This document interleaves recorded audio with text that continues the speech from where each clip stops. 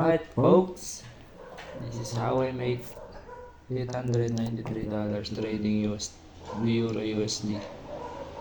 And let's break down this trade. So simulan natin sa higher time frame.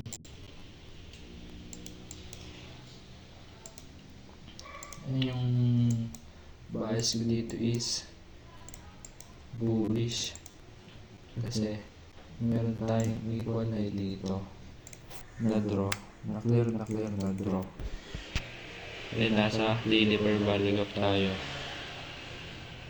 slash yung inverse per value gap na to. Then drop tayo sa may 4R. Then kung may kita natin, dito pa din tayo sa may discount ng price leg na to. Drop tayo sa 4R per value gap. And yung 1 AM candle na to is na sweep yung previous 4R candle low. So maglulok ako for long dito. Then yung draw ko dito is this 4R per value gap na super obvious naman na draw.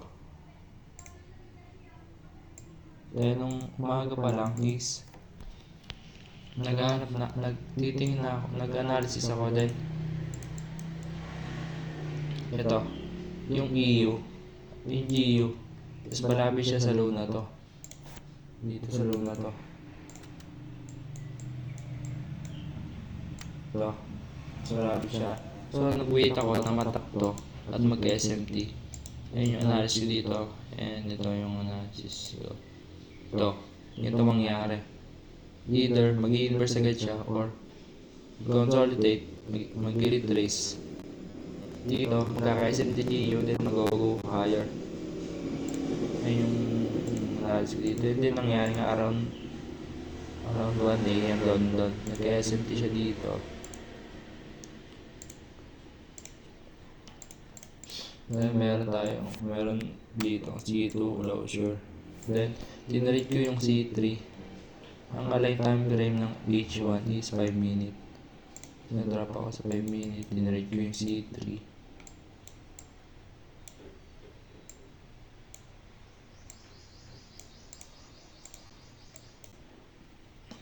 So itong order block na to, stay mag-enter dito.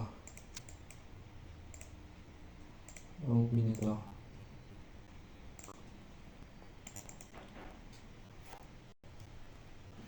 Open na, hindi ako nag-enter dyan. Kasi wala pa namang, nag-retest dito is wala pang 2 AM. Yung new early candle, wala pang C2 closure. So nag-wait ako, hindi nakita ko tong per value gap na to na nag-hold ng price. Nag-hold siya ng price para mag-go higher yung itong EU. Then pag-inverse na nung 205, naglagay na ako ng limit sa may per value gap na to. Yan ang stop ko is dito sa swing low na to, 11.2 pips. Then targeting this equal high. Kasi napaka-obvious ng draw na to. Hindi na ako nag 1 to 2 kasi ang obvious ng draw na to. Pero nag-hit siya sa 1 to 2. Obvious ng draw na to. And sobrang tagal niya. Nagko-consolidate. Balik-balik.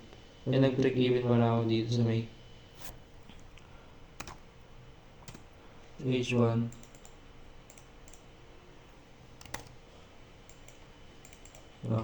Super value gap na nag-hold dito. Super value gap na nag-hold dito. Nung natap ko, nag-break even ako.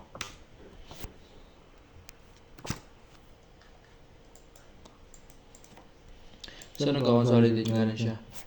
Then nag-wait lang. Pagtaas ito, nasa break even ako to. Hindi pa siya na-break even. Then nag-expand pa siya higher. Then nag-consolidate pa siya. Na-move ko na yung stop ko dito sa 10 AM low na to. Eto. 10:30 low na to. 10 AM low.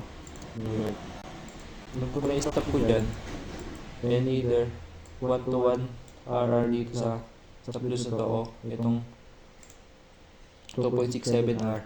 Then yun, pagka put ko ng stop dito, bigla, itong 11:10 na to, bigla na lang ewan ko, ba't nagkaginto to?